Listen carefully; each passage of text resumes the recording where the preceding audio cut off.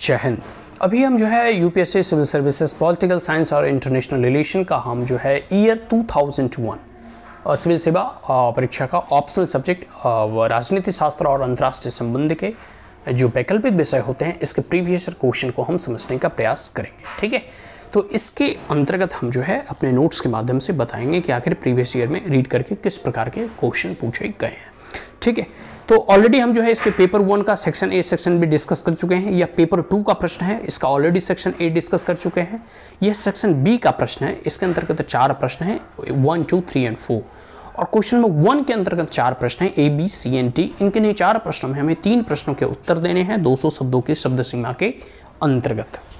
ठीक है, तो comment on any 3 of the following and about 200 words each. Question number 1 A, India and the Bandung conference hope and reality. देखो, India and Bandung conference के बारे में आप लोगों को मालूम ही होगा।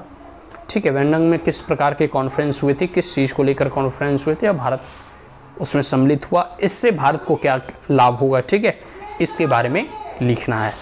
क्वेश्चन नंबर 1 बी देख लो, India and UN peacekeeping force. देखो, भारत हमेशा जो है शांति का पक्षधर रहा है। भारत हमेशा जो है वसुधैव कुटुंबकम की बात की है। ठीक है, ग्लोबल विलेज का बात किया है। ठीक है, तो भारत जो है कहीं भी अगर युद्ध वगैरह होता है तो युद्ध में सम्मिलित नहीं होता है, बल्कि युद्ध के शांति के लिए जो है सम्मिलित होता है। तो यूनाइटेड नेशन ऑफ ऑर्गेनाइजेशन ने ऐसी संस्था की है कि एक पीस कीपिंग फोर्स होगा, जो कहीं अगर उपद्रव वगैरह हो रहा है, कहीं जिनोसाइड वगैरह हो रहा है, तो वहाँ जो है उस फोर्स को भेजा जाएगा और जिसका ह्यूमन राइट वायलेशन हो रहा है उसे प्रोटेक्ट करने के लिए। ठीक है, बात समझ में आया। लेकिन इसके लिए शर्त यही होती है कि जो देश में भेजा जाएगा उस देश के जो सरकार होती है उसकी सहमति चाहिए होती है, और दूसरा कि ये जहाँ भी जाएंगे ये जो है वहाँ किसी लोगों को जो है मतलब एक प्रकार से कहना है कि फायर नहीं करना, किसी लोगों को मारेंगे नहीं, किल नहीं करेंगे, बल्कि अपने प्रोटेक्शन करेंगे और उनकी प्रोटेक्शन करेंगे जिनकी प्रोटेक्शन के लिए वो जो है गए हैं। ठीक है, तो ये इसके लिए जो है कि यूनाइटेड नेशन ऑफ ऑर्गेनाइजेशन के द्वारा भेजा जाता है। इसमें यूनाइटेड नेशन ऑफ ऑर्गेनाइजेशन और सिक्योरिटी काउंसिल की भी सहमति चाहिए, तभी कहीं पीस कीपिंग फोर्स भेजे जाते हैं। और इसमें भारत बढ़ चढ़ कर पार्टिसिपेट करता है और कई राष्ट्र जो है इसमें, अमेरिका हो गया, चाइना, अब चाइना भी करने लगा है। डिफरेंट राष्ट्र जो है इसमें जो है अपने सैनिकों को वहाँ डिप्यूटेशन पे भेजते हैं। ठीक है, डिफरेंट नेशन में आप देखोगे पीस कीपिंग फोर्स जो है ब्लू हेलमेट वाले जो है जाते रहते हैं। ठीक है, वहाँ शांति बहाली के लिए। क्वेश्चन नंबर 1 सी देख लो कि India opposition to the non proliferation treaty और रियलिस्ट पैराडिग्मा। पैराडिग्मा मतलब होता है कि मिसाल, रियलिस्ट मतलब होता है यथार्थ। इंडिया का जो है नॉन पॉलिफरेशन ट्रीटी जो है इंडिया जो है उसे डिस्क्रिमिनेटरी मानता है। जो परमाणु अपसार संधि है उसे डिस्क्रिमिनेटरी मानता है। आपको पता है कि 1964 में चाइना ने परमाणु परीक्षण कर लिया। 1962 में हमारा चाइना और कह सकते हो भारत के साथ युद्ध हुआ था, जिसमें हमारी पराजय झेलनी पड़ी थी। और इस वजह से भारत ने भी 1974 में परमाणु परीक्षण किए इंदिरा गांधी के टन्यूर में, इस्माइल बुद्धा के नाम से।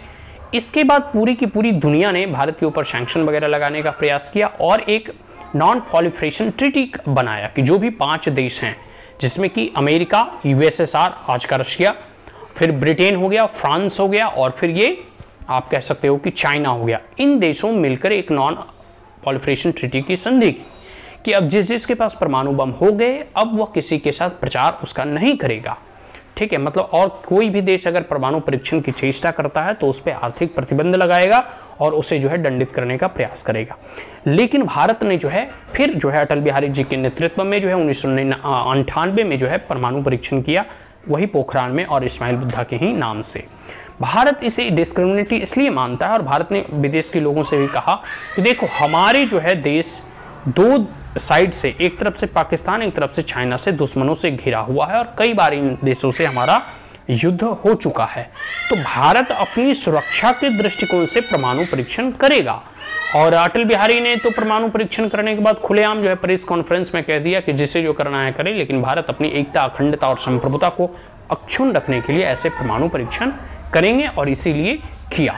ठीक है, बाद में फिर अमेरिका वगैरह से हमारा न्यूक्लियर डील वगैरह होता है तो धीरे धीरे अमेरिका वगैरह को भी समझाया गया और धीरे धीरे सैंक्शन वगैरह हट गया। ठीक है, तो भारत नो फर्स्ट की पॉलिसी अपनाई है कि हम पहले किसी पर आक्रमण नहीं करेंगे। ठीक है, बट अगर कोई हम पे करता है तो हम उसका जो है थथना साफ कर देंगे।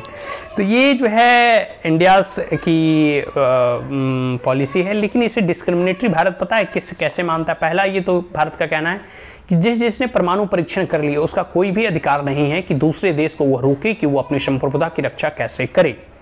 ठीक है, तो हम कोई भी कैपेबिलिटी या कोई भी शक्ति या हथियार खरीदने के लिए, बनाने के लिए स्वतंत्र हैं और ये हमारी संप्रभुता के खिलाफ है। दूसरा यह कि क्योंकि दोनों देश, मैंने पहले बताया कि दो दुश्मन देश हमसे घिरे हुए हैं, तो और दोनों से हमारा हमेशा विवाद चलते रहता है, तो भविष्य में ऐसी कोई युद्ध ना हो और हमारे ऊपर कोई आक्रमण ना करे, इसके लिए हम जो है प्रिपेयर अभी से ही रहेंगे। तीसरा पॉइंट ये है कि जिसने परमाणु परीक्षण कर लिए उन लोगों ने अभी तक परमाणु बम को डिस्ट्रॉय नहीं किया है और दूसरे को आप रोक रहे हो कि वो परमाणु परीक्षण ना करे। यह एक डिस्क्रिमिनेटरी है। बात समझ में आया? ये हो गया। अब क्वेश्चन नंबर 1D देख लो कि SAARC problem and prospect. SAARC का जो प्रॉब्लम है वो क्या क्या है? तो बहुत सारे रीजनल इश्यूज वगैरह सार्क का जब सम्मेलन होता है तो उसमें उठते रहता है, खास करके कश्मीर के इश्यूज।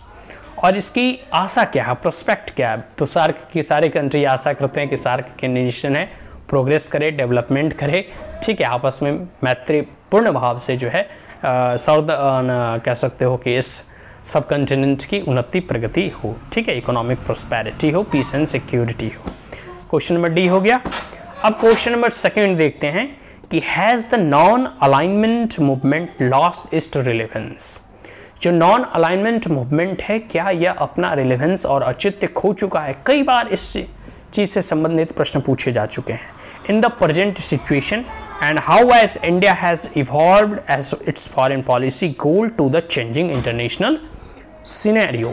देखो, जो नॉन अलाइनमेंट मूवमेंट है, ठीक है, उसके बारे में पूछा जा रहा है क्योंकि यह शीत युद्ध के परिप्रेक्ष्य में इस संस्था का निर्माण हुआ था।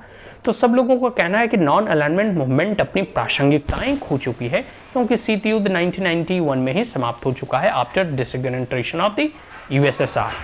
तो यूएसएसआर के डिसइंटीग्रेशन के साथ जो भी संस्थाएं उस परिप्रेक्ष्य और कंटेक्स्ट में बनाया गया था, क्या वह भी अपनी प्रासंगिकताएं आज खो चुकी है?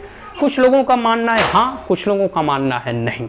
जो नहीं के पक्षधर है उनका कहना है कि नॉन अलाइनमेंट मूवमेंट अभी भी जो है अपनी प्रासंगिकताएं बनाई हुई है। 120 से भी अधिक राष्ट्र इसके सदस्य हैं। यूएन के बाद दूसरा कोई ऐसा संगठन है जिसमें इतने राष्ट्र सम्मिलित हैं। अभी भी पूरी दुनिया में कई देशों और दूसरे देशों के साथ कॉन्फ्लिक्ट होते रहता है, तो इसको लेकर जो है विवाद चलते रहता है, ठीक है।